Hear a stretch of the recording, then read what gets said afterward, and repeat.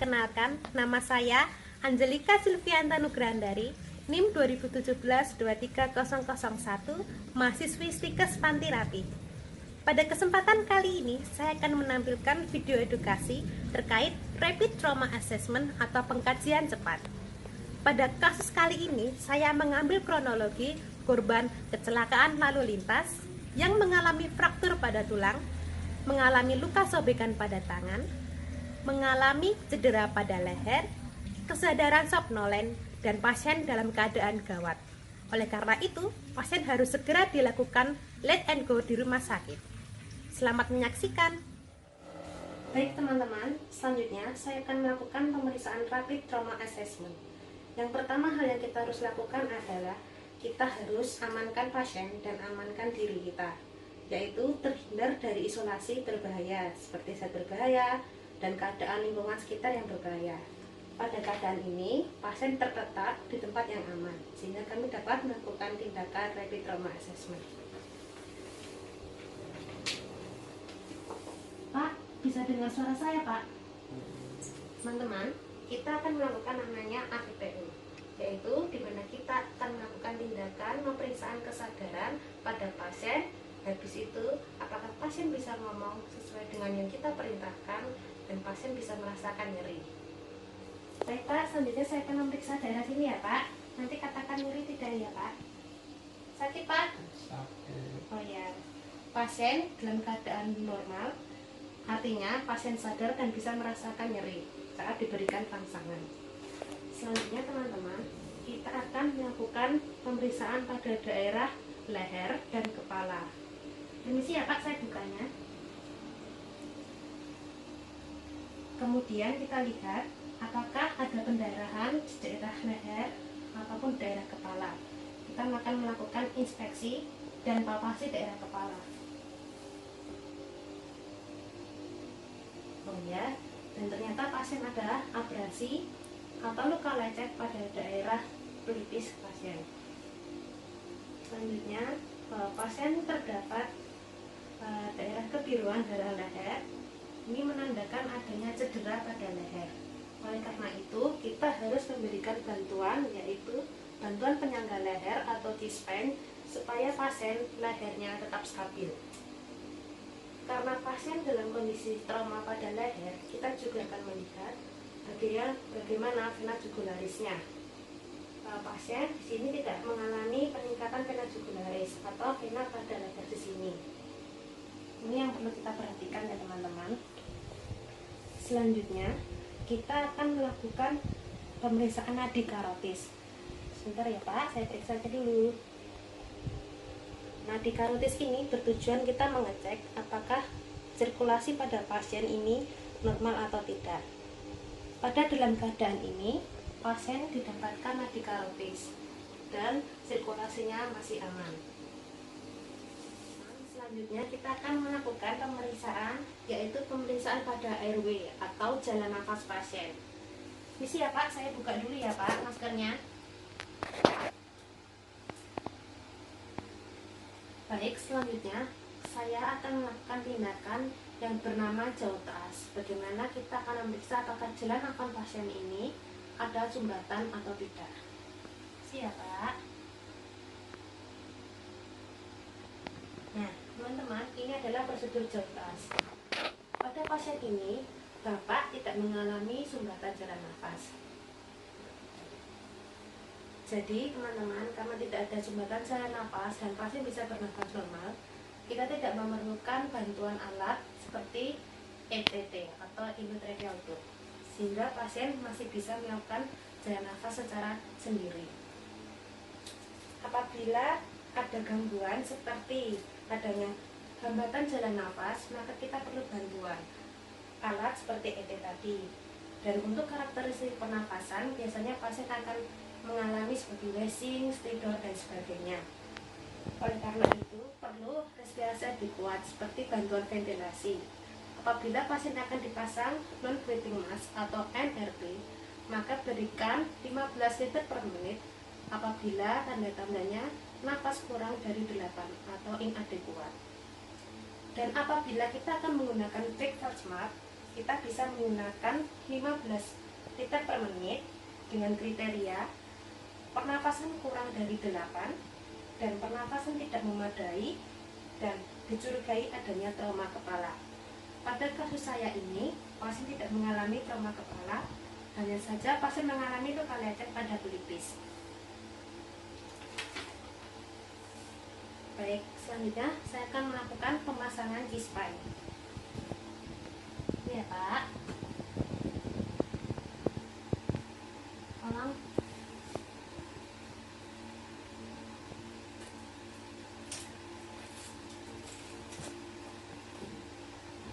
Baik teman-teman, fungsi penggunaan G-spine ini adalah menjaga stabilisasi pasien dan terhindar dari trauma pada trauma servikal dan tulang belakang, sehingga pasien tetap aman saat kita melakukan stabilisasi dan transportasi.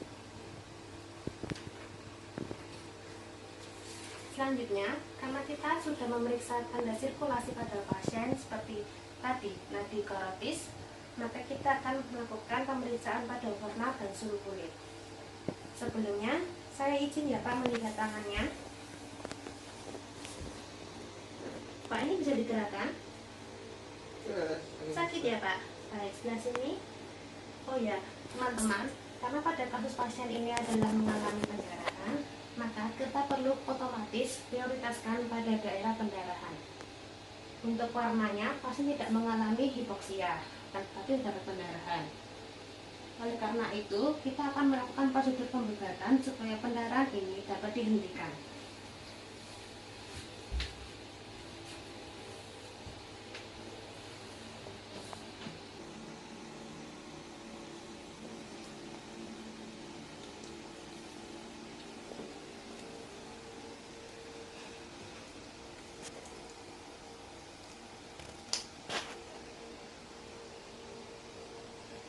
Usahakan teman-teman memberikan tekanan pada daerah yang luka. Tujuan ini adalah supaya pendarahan tidak mengalami keluarnya darah yang lebih banyak, sehingga ditekan dan darah tidak bisa keluar. Dan penekanannya pun ini harus kuat dan tidak boleh terlalu kuat ya, sehingga hingga menyebabkan hipoksia itu sangat salah ya teman-teman. Yang penting ditekan dan kemudian berikan ekstremitas ini ke atas seperti ini nanti posisinya. Karena saya akan memeriksa daerah dada, selanjutnya saya akan membuka pakaian Bapak ini supaya saya bisa memeriksa daerah dada atau interiornya. Karena Bapak tadi mengeluh sakit pada tangan, kita juga harus memeriksa tangan tadi ini ya teman-teman. Karena di sini ternyata ada deformitas pada tulang, sehingga Bapak ini dapat didiagnosa mengalami fraktur. Kemudian saya akan memasang spalek supaya Bapak ini stabilisasinya aman. Saya utamakan ini spalek atau kayu spaleknya teman-teman. Kemudian tolong kain.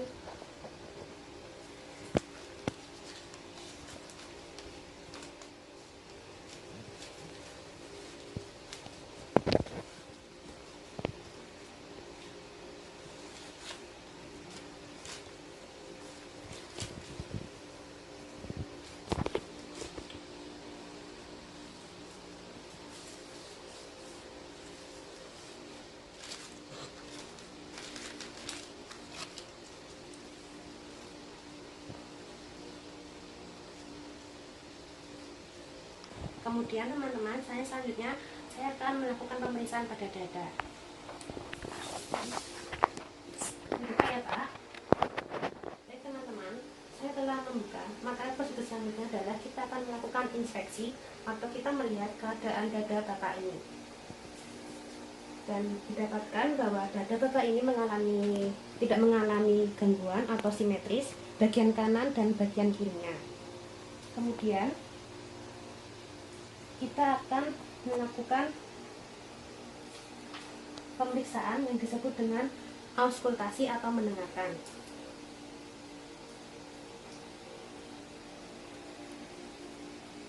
Selanjutnya saya akan melakukan auskultasi. Lepas Bapak, keluarkan. Lepas Bapak, keluarkan. Lepas Bapak, keluarkan. Lepas Bapak, keluarkan. Baik, tidak ada suara nafas tambahan seperti wheezing, vestibular, dan tracheostomy. Selanjutnya, saya akan membuat pemeriksaan pada daerah jantung Bapak, yaitu kita dapat mendengarkan secara jelas pada ITS 5.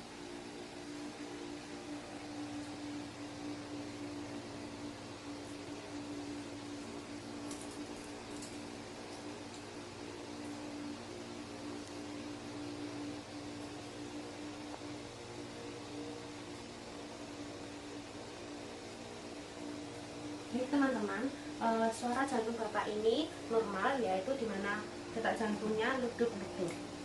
Kemudian saya akan melakukan pemeriksaan gambaran bahwa dada Bapak ini simetris dan tidak ada daerah sternum yang mengalami pergeseran. Selanjutnya teman-teman, saya akan melakukan inspeksi dan palpasi pada daerah abdomen.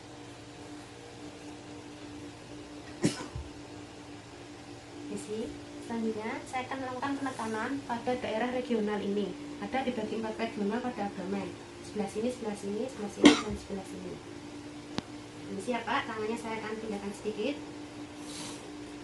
Saya akan memberikan tekanan. Sakit tidak Pak? Sakit tidak Pak? Sakit tidak Pak? Baik teman-teman, biasanya kalau pada pasien yang mengalami trauma pada abdomen, salah satunya adalah nyeri pada tekan dan nyeri pada lepas, atau kita akan mendapatkan kekakuan pada daerah perut Bapak ini. Apabila ada tanda-tanda kekakuan, maka kita perlu waspadai apabila terjadi trauma pada daerah abdomen. Kemudian teman-teman, saya akan melakukan pemeriksaan pada daerah pinggul. Saya akan memberikan tekanan pada daerah pinggul. Tujuannya adalah kita melihat apakah perut ini mengalami distensi atau peningkatan pada daerah abdomen. Dengan cara kita memberikan tekanan dengan menggunakan telapak ini ke arah bawah dengan pelan dan lembut. Kita lihat daerah perutnya. Oke, teman-teman, aman dan tidak ada distensi. Bapak ini tidak mengalami distensi pada daerah abdomen. Kemudian teman-teman, karena daerah ini sudah aman, saya akan menutupnya kembali sebentar ya Pak. Saya akan melakukan pemeriksaan denyukan pada daerah ekstremitas, yaitu kita akan melakukan denyukan pada daerah distal, dimana kita akan memeriksanya pada daerah kaki. Baik teman-teman, selanjutnya saya akan memeriksa daerah nadi pada distal, yaitu kita bisa menekan atau mencari daerah nadi pada daerah lepungan dalam kaki.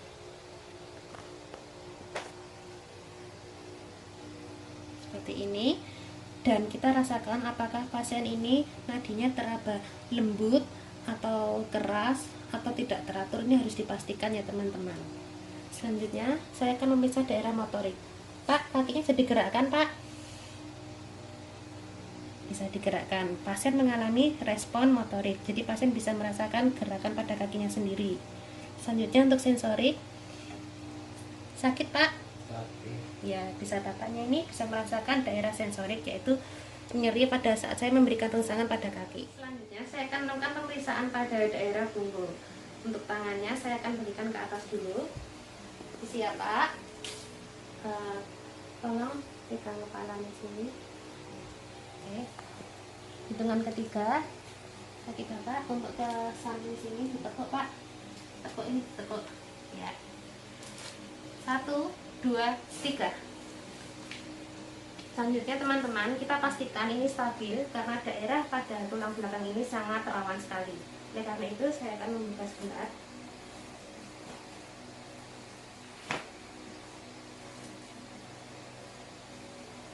Selanjutnya saya akan memeriksa pada daerah tulang belakang.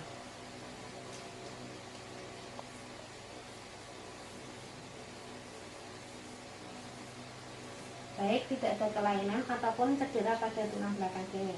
Selanjutnya saya akan melakukan pemeriksaan auskultasi.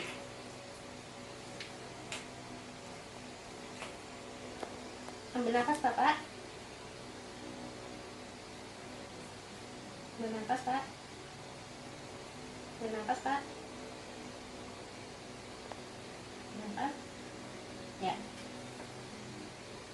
Baik teman-teman, saya sudah akan melakukan pemeriksaan auskultasi dan pasien tidak terdapat suara nafas tambahan. Salah satu bentuk suara nafas tambahan seperti WC. 1, 2, 3.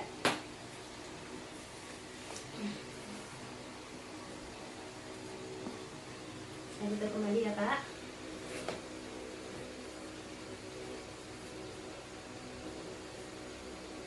Teman-teman, saya sudah melakukan tindakan kita memberikan pengecekan atau pengkajian cepat kepada pasien yang mengalami trauma.